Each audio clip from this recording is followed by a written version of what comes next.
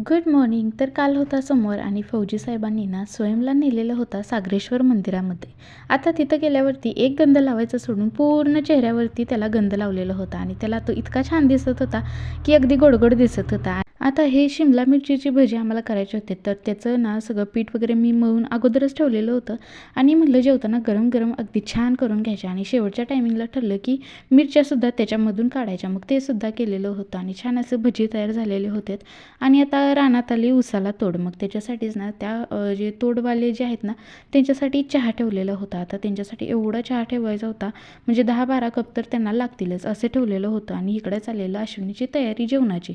तर तिला म्हणलं आपण पहिला किती बोलत असायचो की बाबांनो जेव्हा मुलं नव्हती त्यावेळेस. आता मुलं झाले तर एकमेकींसाठी बोलण्यासाठी सुद्धा टाईम भेटत नाही. नंतर मी घेतला फ्रीज क्लीन करायला. तर तो इतका घाण झालेला होता की त्याचे सगळं जे भांडे वगैरे आहेत ना ते सगळे बाहेर काढून सगळे क्लीन करून घेतले. आणि नंतर मग जे ग्लास वगैरे होतेत ना फळीवरचे ते सुद्धा घेतले. आता तू ग्लास स्वच्छ करतेस तर मी तुला ग्लास केलेले स्वच्छ कसे ठेवायचे ना ते मी तुला सांगतो.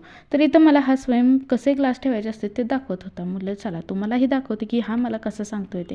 फ्रीज क्लीन करायच्या अगोदर नको नको वाटतं आणि फ्रीज क्लीन केल्यानंतर असं वाटतं की बरं झालं बाबांनी एकदाचा केला हा क्लीन, नाहीतर आठवड्याभर असंच बघायला लागायचं. आता बुधवारचा आम्ही क्लीन करत होतो पण ह्याच्या अगोदर मी लवकरच करून घेतलेला होता. आता नंतर थोडीशी भूक लागली तर अश्विनीला म्हटलं की कॉर्न सूप करूया का, तर कॉर्न सूप केलं. आता हे सूपचं पॅकेट जे होतं ना ते कॅन्टीनमधून आणलेलं होतं. आता तुम्हाला तर माझ्या तोंडाकडं बघून तर कळलंच असेल की ते कसं लागत असेल. तर चला इथंच माझा मूड गेलेला होता.